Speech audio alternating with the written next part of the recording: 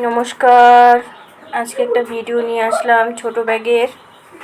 দেখো বাজারে যে ব্যাগগুলো বিক্রি হয় 10 টাকা দামের, এই ব্যাগের ভিডিও নিয়ে আসলাম। দেখো কিভাবে আমি সেলাই করতেছি। দেখো ফিতা লাগাচ্ছি, এই ফিতা লাগানো, এই যে ব্যাগ ঘুরিয়ে নেবে, তারপরে ফিতাটা হাতের যে হাতলটা থাকে সেটার মাপ নিয়ে আবার দুই পাশে সেলাই করবে। এখন কীভাবে সেলাই করতেছি ঠিক এইভাবে করবে।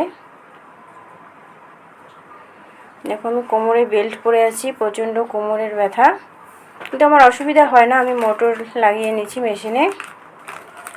দেখো কীভাবে সেলাই হচ্ছে, দেখছো আমার মোটরটা কীভাবে আমি সেলাই মেশিন এখানে সেট করে নিয়েছি।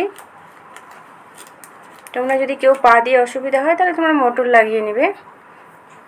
দেখো ফিতাটা মনে একটু কম হয়ে গেল, এখানে কোনো অসুবিধা নেই, আমি আরেকটা ফিতা ওখানে জয়েন্ট দিয়ে দেব।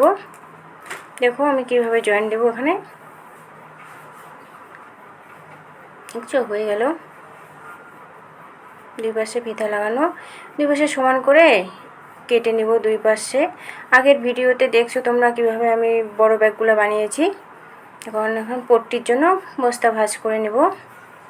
তো কীভাবে সমান করে ভাঁজ নিয়ে মাঝখানে কেটে দেব। এখন এই সাইডটাতে দুইটা পট্টি হবে, এই পাশের একটা ওই পাশের একটা। দেখো মাঝখানে কেটে নেবে, দুই পাশে দুইটা পট্টি হয়ে গেল। এখন মাছ বরাবর আবার কেটে নিব, আগের মতো কেটে নিলাম। এখন দুই পাশের সাইড হয়ে গেল, একটা রেখে দিলাম। এখন সাইডগুলো সেলাই। দেখো পট্টি কীভাবে সেলাই করবে। দেখো আগে সমান করে নিবে, মেশিনে বসায় নিবে, তারপরে সেলাই করবে। দেখো এই সাইডগুলো সেলাই হয়ে যাচ্ছে, এই পাশের সাইডটা সেলাই হয়ে গেল। ওই পাশের সাইডটাও ওই পাশে এই একই রকম করে সেলাই করবে, আগেরটা যেরকম করে করলাম আর কি, এটাও ওরকম করেই হবে। দেখো হয়ে গেল, এটাও পট্টি লাগানো হয়ে গেল। এখন সাইডগুলোর দুই পাশে সমান করে ভাঁজ করে ভাঁজ করব। এখন দেখো কীভাবে আমি ভাঁজটা করতেছি। দেখো এইভাবে ভাঁজ করে সেলাই করে নেবে। দুই পাশে পট্টি লাগানো হয়ে গেল। এই যে এখন কেটে দিব সমান করে দুই পাশে। দেখো দুই পাশে কীভাবে কেটে দিচ্ছি।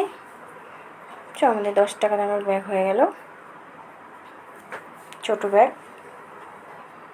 কত তাড়াতাড়ি ব্যাগ বানানো হয়ে গেল আমাদের।